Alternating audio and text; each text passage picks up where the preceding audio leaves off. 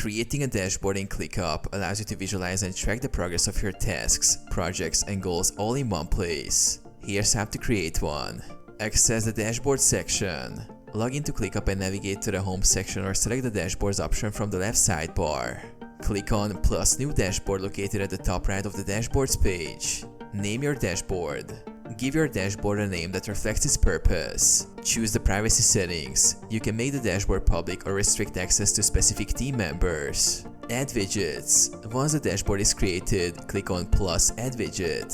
Select from various widget types such as task lists, view tasks from different lists or projects. Charts. Create bar or pie charts for task progress or time tracking.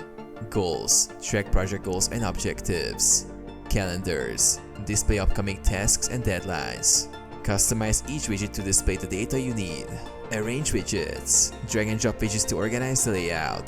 Resize widgets to fit the dashboard's visual needs. Save and use. Once satisfied with the layout, save your dashboard.